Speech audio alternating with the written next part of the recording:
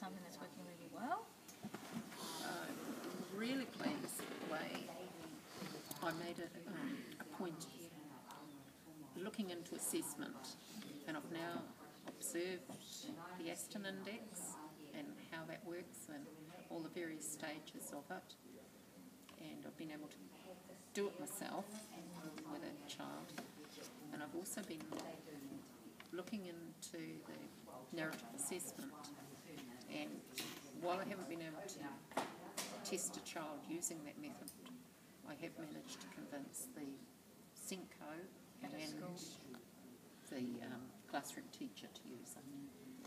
And we've gone through and we've actually looked at it and done a collaborative approach to setting up an IEP for that child with it. So if you don't have an opportunity to do that, the narrative assessment yourself with a child, could you use the narrative assessment and put it into your own practicum, so assess yourself using the competencies of the practicum, so showing them the process of the narrative assessment, but using yourself as the subject? Yeah, that sounds a good idea. I hadn't actually thought about that before, so yeah, thank you. I think, Catherine, you talked about the collaborative process. I think that's really important. So even though you may not have done one specifically, collaborating together, because that's part of the narrative assessment process, is that you get the different voices on what the achievement is about. So, and you tapped in on the IEP process, because that's how I use it. I had a situation once where the school was really struggling to come from a strengths-based approach. So my way of reporting back on the goals that we set for the IEP was to provide a narrative assessment, which I did with the teacher. So it was a beginning teacher, so I said, okay, so here's the goal we set for so-and-so. How are we going to show this process? And this is what the narrative assessment process looks like. Let's do one together. So you're supporting the teacher do that process, but the IEP process, if we're involved, is a nice way to bring it in. So before they start using it as a classroom assessment method, they learn how to use it in the IEP setting. I'm just sorry that while we're actually doing the assessment, we didn't include the family, but we included the family in the IEP, whereas I think it would have been beneficial if they'd actually been involved. So how long ago did this take place, the narrative assessment you're referring to? We did that sort of quite early in the year. Yeah, because it needs to be, well, it doesn't need to be, but it's quite useful when it's a string of stories as well. Yes. So you can still go back to it and say, here's the goal we set, here's the progress that was made in the classroom. How can you tell us about what you're seeing from your lens? And so you add to that story, so and that's the beauty of it. It's sort of like assessment in the other areas as well, but it carries on. So you can add to that story. So if you look on TKI, for example, the first narrative story might be, this week, 2 weeks down the track, so-and-so can actually write her name on her own now. Then it's moved to something else 3 months later. Yes. So you can always go back to it and you're reflecting, and you'll realise that actually the family, I've included students in the past as well. I've had students have their peers give them feedback about what they're now able to do. And just little post-its and stuff like that, and that adds to that narrative assessment, because you've got all these empowering lenses. So, because peers feel about their colleagues being able to achieve as well, Yeah, they do. And they say, oh, you couldn't do that. That's so cool. So bringing that voice in as well, and it's a journey. Like you said, if you've just started looking into it, that's a journey. So and you've already reflected. That's the beauty of it. And it gives a lot more depth. When you're sometimes thinking about just a standalone piece of learning, it kind of seems a bit flimsy, but adding it with all the others shows the progression and it gives it that solidarity, doesn't it? Yeah. And you can do photographs. Well, one of the things that I'm working on for the narrative assessments is videoing. So my thing is that it's a narrative assessment. For me that's called it. So my thing is now I'm looking at doing it via just doing little video clips to capture the learning and then reflecting on what that video clip shows. And for some families that's quite powerful, because rather than see a photograph and us having the narrative there, they're actually getting to see what the kid is doing, and then there is something to talk about what that narrative assessment is showing, and how does it link to the goal and the curriculum. So lots of scope in it, which is what I like about it. So what format are you putting the narrative assessment on? I've just used YouTube, so you know how you use it as a private function? I've just done it that way, or sometimes I just video it on my phone and then upload it to Google Plus, and so it's just between the family. It is quite tricky because there are issues with transferring it from the phone to the thing, but again, the way I said, technical issues can be sorted later, but even if I can just show it to you on the phone and talk to you about it, I still think that's more powerful than me giving you a piece of paper with a photograph, because you're still having to accept the narrative I'm telling you, whereas when you see it, and it's really powerful for teachers who are struggling with that whole inclusive concept as well. Here's what the kid can do this day, 5 days, look, you can actually see it. Whereas a photograph sometimes, yes, you forget. You actually get to see it more powerfully. So I'm still playing with it. And there are technical issues. A good question. And you can, in a photo, a child holding two things up, you haven't seen what's happened before or what happens after, but you see that whole We haven't seen that range. thought process No, either, have you? no. Yeah. And it does need tweaking. How long do you video for? Yeah. How do you worry about the sound quality and all of that? But I still think they're good snapshots if people have access to an iPad in the classroom and stuff. Kids can do it for each other as well, and if you tell them with older students, so with my year 6, 7 students when I last taught in 2013 for the student I mentioned, I'd give one of the kids who was really good with technology, so that was supporting him as well, saying, this is something that so-and-so is now doing really well, can you capture it the next time you see it? And so it was a very natural process of students celebrating each other's success as well, and then they could edit it themselves better at that we are most of the time anyway. So Actually, that's great because just coming in here a little bit, I work with a child every Thursday, and I have work with a TA, but I don't get to see her on Thursdays, and so I get these humongous emails from her because she just wants to share everything that's happened, and I just find it a little bit overwhelming then having to write these big long emails as well back, but having those, I can see why she wants to connect with me, and I do want that connection, but having a little video would be much easier instead of having to get to the end of the day and this happened and then this happened and then this, so that would be great, and like you say, children could video as well. We could all, and you can all reflect on it. The student gets to see themselves in action as well. Yeah. Because the trouble that most feedback for them. Exactly, and a lot of kids struggle to actually give you feedback because they need to learn how to think and reflect themselves. So that's a skill that you have to teach as well.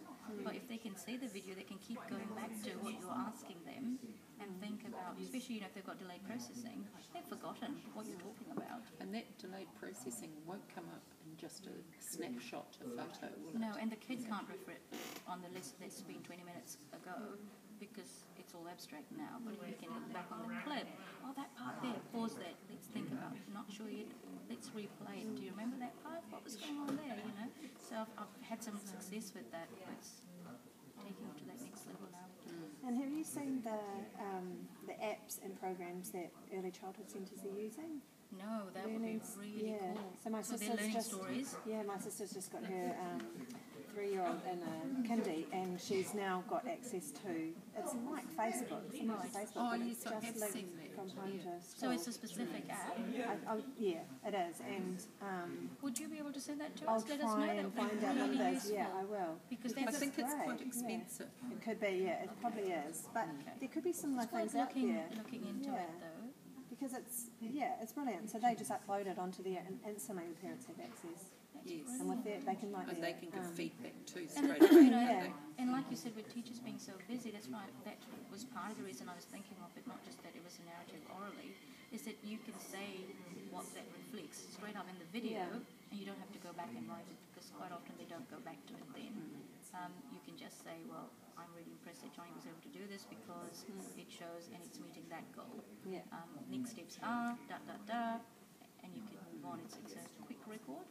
Yeah. But rather than writing, then you have to worry about grammatically Exactly. sentences. Is it enough information? Exactly. With a video, you need much less writing. Yeah. Do you have anything that you're having concerns about? Yes. Having concerns about a systems approach that initially it was a school-wide intervention, and the school has had a history of not changing and is in dire needs of help. So our cluster manager wasn't prepared to spend more than a term on the project, and since it started, it's sort of morphed into something quite a lot bigger, and the school isn't really prepared to accept the changes that have been suggested. And we're now using a SAF has come in, a Student Achievement Function Practitioner, and it's going in a completely different direction to what we as an RTLB group had set in place, talked about putting in place. And the school, yes, they looked as though they were going to follow sort of the intervention we had planned, but now have gone off on their own tangent. And unfortunately, the liaison RTLB has pulled out of the project now and just said that the goals weren't met and moved on. But I'm still sort of struggling with it to try and get some sense out of it all. So you need to somehow find some support for yourself, don't you? Do you think? Yes, I need the support, because at the moment I sort of feel like the lone wolf. Yeah. But it's almost as though, even though initially we looked at the strengths of the school and what we could build on, they're not prepared to, they've completely overlooked the weaknesses. Ready to take that on board at this stage? Yeah. Almost. You know, you said it was a project. So did it have like a project proposal with goals that was set for the intervention? Yes, that was part of the initial criteria, was that it had to have definite goals. Our manager wasn't prepared to go in unless those goals were agreed upon. So they agreed upon. Yes, the school agreed upon. And so have there been reviews of the goals in terms of, the achievement towards meeting those goals? No, actually we haven't. So maybe that could possibly be a step, is to gather everybody together and say, well, we're midpoint or whatever. Yes. Let's just go review the goals like we would do with our cases, and then maybe through that discussion something will come up, and perhaps there is a need for the goals to be readjusted. Yes, I think you're right. Or a difficult conversation about, well, why is it that these goals that were agreed upon aren't actually on target to be met? What can we do to support you meet those learning goals? Because it's about the school's capacity to our role would be to support them to get there. And the fact that a SAF's involved has implications as well. I find it interesting that the liaison RTLB has pulled out, because obviously relationships are an issue there and they're fractured at this stage. But that's part of it, is that mandate, isn't it? I don't think they're fractured yet, and I think that's why It's moving towards that. she moved on. Didn't before, want it to go any further. Yeah. But I think I agree with Nicole. You are going to need that support to take it to that, to bring it to that, next stage where you get together and talk about, here are the goals we set, let's review, where we're at and why might we not be on that path. And also finalising what the end point is, like when's your exit point? Because your manager's given you a clear exit point, Yes. and then just maybe bringing that into the picture with the school as well. Yes. Is there any way you could approach that RTLB again, do you think, or is it better to go to somebody else? Because it just strikes me as very She will odd that- support me, Okay. but just not within the school The setting. school setting. Yeah. I can still run issues past her back in the office. Yeah.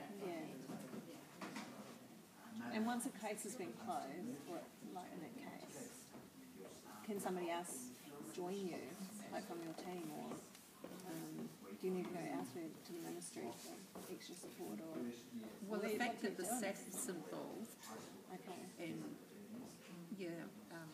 special ed